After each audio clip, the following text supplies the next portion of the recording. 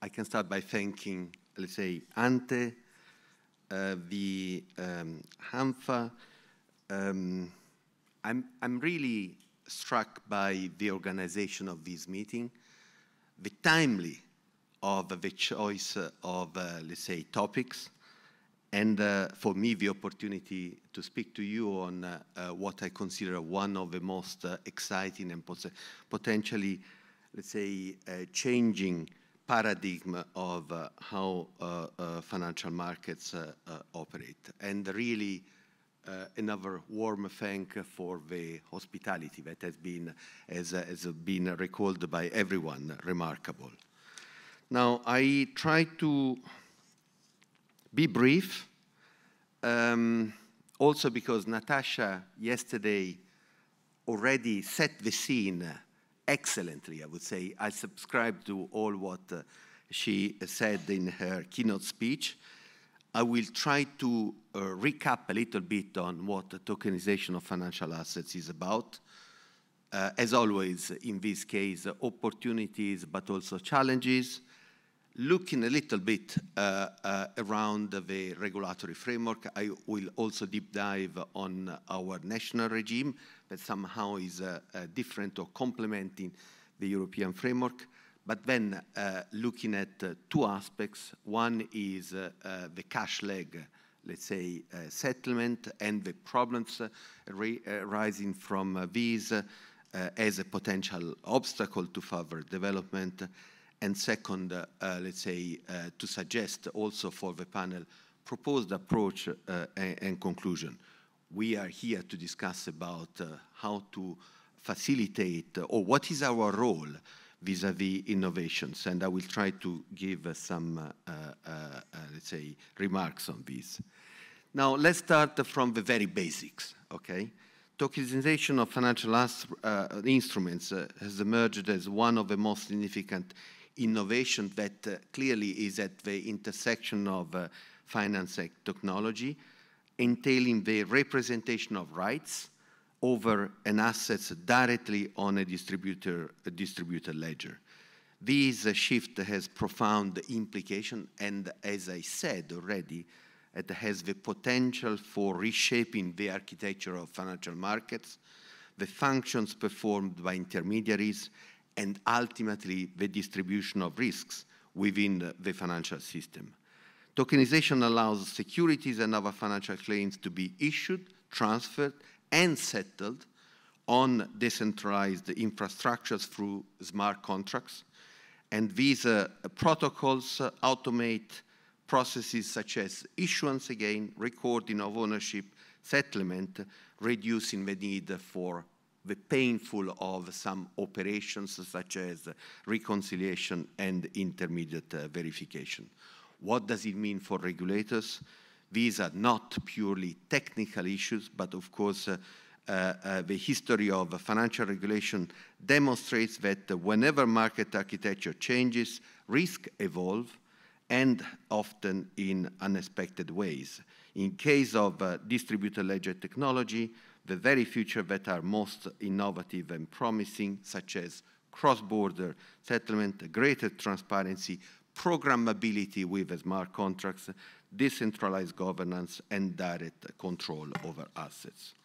Now, we'll be brief on the next slides, but just to provide one example, okay?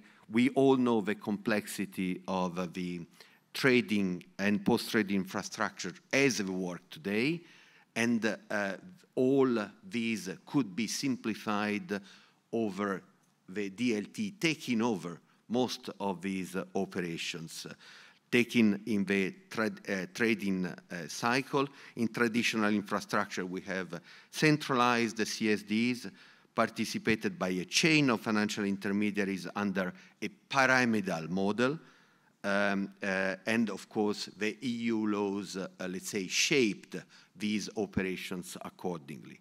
In DLT market-based markets, the distributed ledger is at the heart of a settlement and makes these, let's say, operations instantaneous and collapsed in one single step.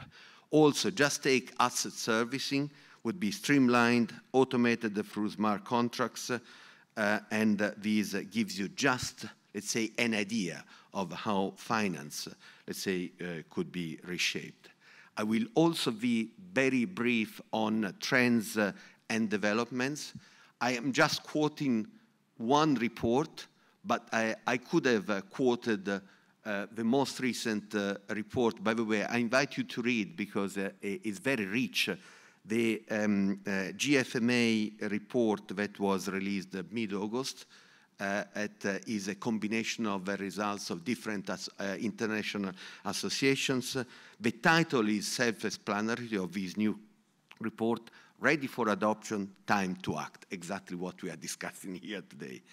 And irrespective of the numbers, what is important is to understand the progression growth that is in any, let's say, probability, let's say, to be a very important and steep growth. Natasha already reminded the characteristics of the different regions. In Europe is more alongside the bond issuance. In the US, the experience is more around mutual funds, and particularly money market funds. If you go to Asia, it's across the chain. And they are inventing the capacity to innovate through DLT operations across very complex, painful operations, such as, for instance, trade finance. We are not discussing here, but just to think how these could be really changing the shape of the current operations of financial markets. Now let's take a few minutes on opportunities and challenges, because here just these could take us for long, and I hope that in the panel there will be more, let's say, opportunity to discuss about these topics. But clearly, I want to remind again, and Natasha mentioned these, the words that Piero Cipollone always put in front in many speeches, the opportunity for digital finance in order to shape the developments under the Capital Markets Union, or SIU, as you want to call it. And why this? Because the simplification and the gain in efficiency opens the market, particularly for SMEs. Most of our countries, the country where we are, and most of our, let's say, countries across Europe, let's say, are composed by an economic structure largely in the hands of SMEs that we know are difficult to get access through capital markets. The simplicity of this new ecosystem and architecture could really help facilitating. So broader market access through tokenization could lower barriers for issuers and facilitate new channels of funding, including private placements. That is just one. But of course, I mentioned efficiency and cost reduction, and the first panel was burden, let's say, reduction, simplification. That is another way of delivering. Transparency and traceability. The immutability of distributed ledger increases auditability and regulatory oversight. That is really to the heart of what we are doing, okay? Keeping track of things and having the capacity to stick to something that cannot be changed helps to some extent also our business. Green fintech. The programmability enables integration of ESG metrics, enhances sustainable finance objectives as well. And of course, resilience, because by avoiding single points of failure, tokenized infrastructure can increase the systemic robustness through the distribution of the value chain. But of course, all this is not the beauty part, but there are, as always, let's say, the counterparts on terms of challenges. I would mention a few among new risks. Legal uncertainty. It's a new operation. Of course, there are new legal risks. I will bring to some solution later on, but diverging national laws on when DLT transactions achieve finally and how ownership is recognized, particularly in insolvency, is, let's say, adding to risk. There is operational and governance risk, the distribution and let's say, the lack of centralization, lack of protocol governance, let's say, may raise a question of accountability, question of interoperability, particularly if different protocols have to coexist, how these, let's say, can work together, and rather than may create silos and undermining liquidity. As always, investor protection, that is also at the heart of our, let's say, consideration, whereby direct retail access to tokenized markets, while empowering, raises concern about suitability, information asymmetries, and potential misconduct. And finally is, I will come back to this, settlement in non-central bank money. I will come back to this specifically. What are the solutions? Not necessarily the solution, because to some extent there have been solutions. But let's look at, let's say, the current framework. And we start, again, briefly, because even on this, Natasha provided already good insights. We are all operating under the DLT pilot regime that the word in the title shows in itself, as it was meant to be an experiment, okay? And the approach of the European Union has not been a big bang, but rather, let's say, step by step. And under the pilot, that is not, as I said, a permanent regime, but a transitional framework. There are the possibility for operation of 3 types of DLT market infrastructures, MTFs, settlement systems, and the combination of trading and settlement systems.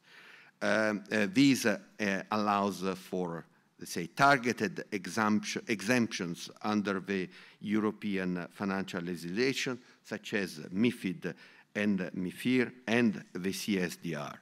The regime, unfortunately, let's say, is limited in scope and time. Its part is normal. When you start experimenting, you start making some assumptions, okay? And the fact that this regime was designed some time ago, probably the assumptions were to be refined. I will come back to this in a minute. But only certain financial instruments are are eligible and part of the scope. Volume thresholds apply to mitigate the systemic risk. So let's say the speed of this experimentation has been cautiously designed to, let's say, address potential risks. And the overall objective was to bridge traditional and digital finance, enabling supervisors and market participants to explore the benefit of tokenization while managing key risk in a sort of controlled environment. So where do we stand on the implementation of the DLT pilot regime? Chairing the DFSC, I always recall to myself first that when the protocol, you remember with Robert Offel, was designed, we were expecting a massive flow of applications. In reality, we have been waiting for long, and the result is, I would not say negative, but is probably not as impactful as we have been expecting for long. In Germany, there has been a lot of activities. I've been reading all these and very interesting use cases, okay, that has the potential for changing the market dynamics. But as you see, is around the DLT, on CSD is around, let's say, trading and MTFs as well. There are applications currently in the pipe. There are potential applications that we know are, let's say, hidden, but potentially emerging. So I would say that the pace of implementation has been slow, but I see now much more traction and interest coming in. Now, what does it bring in terms of lessons? Because we have to take stock and particularly ask ourselves what is the next step if a pilot was implemented. And as I said, we have to acknowledge that and this is also the result of the ESMA report that was released a few months ago to the European Commission, that has the responsibility to check what has to be done.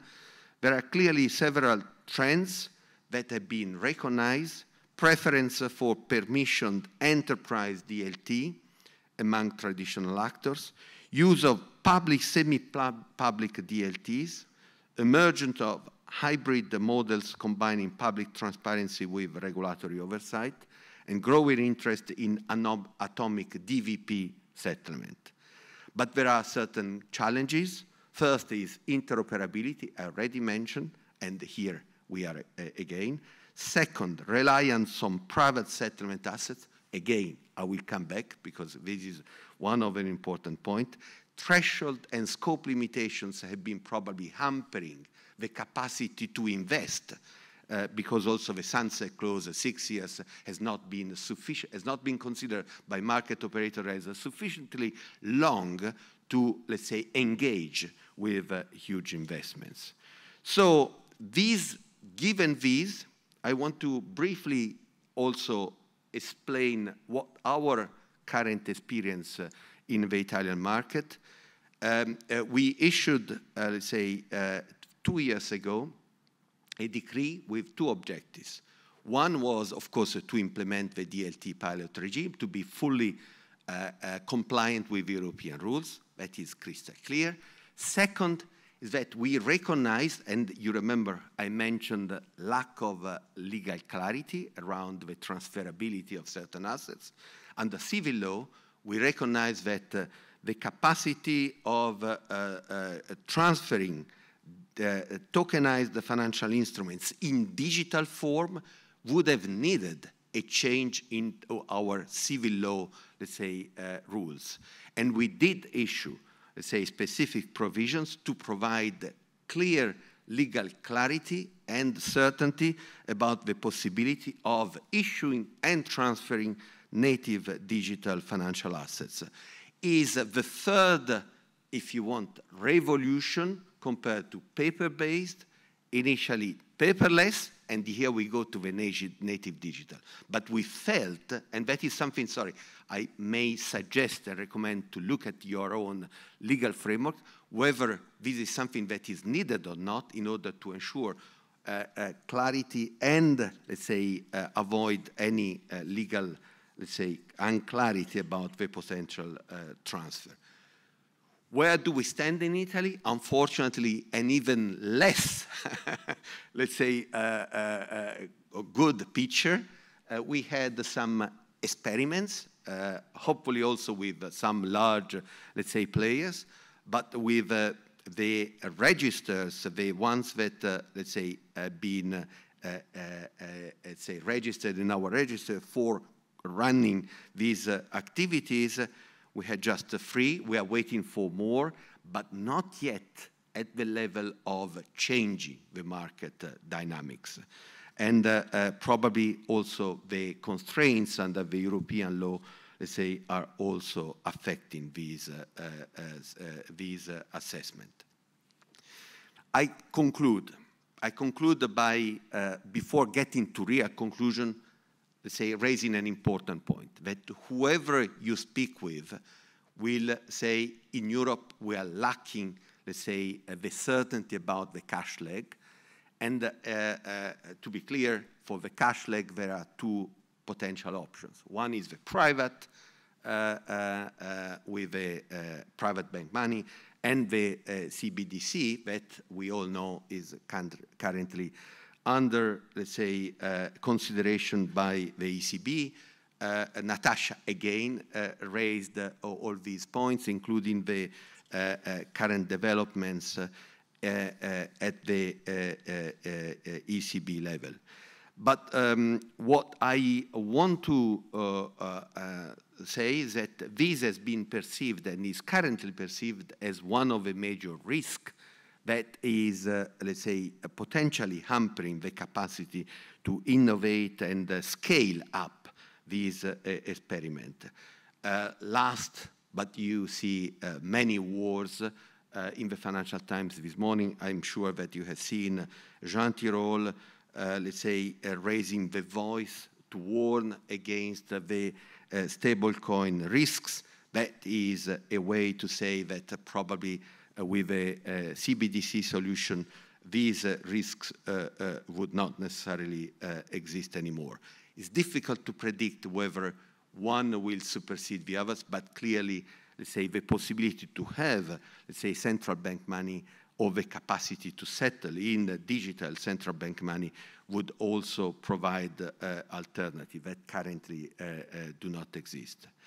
Let's say, also another perspective that I want to bring is our approach.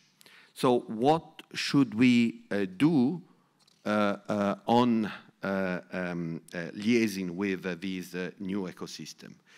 And the challenge that we see in the development of tokenized financial markets is the coordination between the different players.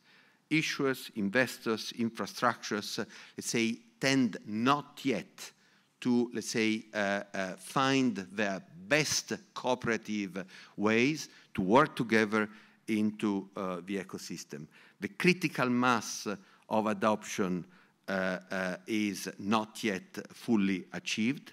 In the absence of active markets and sufficient liquidity, issuers have still little incentive to experiment and step in. And that is a problem of chicken and egg. And Commissioner Pearce also mentioned this in a recent speech. So when you have a problem of chicken and egg, you can either argue that the players can find their ways, or, and that is where I'm advocating, instead of wait and see, I ask myself whether the regulators should not facilitate this dialogue, should not, I would not use the word concertate, but to probably take a more active role in order to facilitate. That is not that we should promote, but at least we should create the conditions for this dialogue, looking at the different issues, obstacles, and facilitate the solutions. That is how I see things. That number one, the coordination failures could be overcome by structured dialogue with market participants. We could continuously engage with the different players, and whether it is under sandbox, the UK, that has been recalled by Natasha even yesterday, is a good approach. Whether formalized or informal, I don't know, but I think it's something, in my view, should be needed. And I would include in the ecosystem also independent research academia, because they are more neutral, less interest-based, and they could definitely help. There are new native players that are part of this ecosystem that are not necessarily used to have to be part of this community, that they should be facilitated. Number two, we had to review the DLT pilot, and clearly the 2 points that at least should be reviewed is that review the limits, review the time frame, review the scope, in order to provide more, let's say, predictability and capacity to innovate and invest. And third, international coordination. Jean-Paul is not here, but of course this is not just an European side, it's an international by definition, and there are different initiatives on which we should be fully associated as European Union. I don't have to elaborate anymore. Just to conclude, tokenization could be seen as a strategic opportunity for Europe, including, I want to remind again and underline, for the completion of the SIU project, because of the characteristics and the potentials that I mentioned at the very beginning. But we need to, of course, look at the different challenges, risks, and facilitate this dialogue that, in my view, is potentially a game changer, of course, but with the support of the change in the European legislative framework that would give more robust, let's say, room for the change or transfer from, let's say, experiments into real activity. I really hope that this has been helpful for the panel, and I leave the floor to the next. Thanks.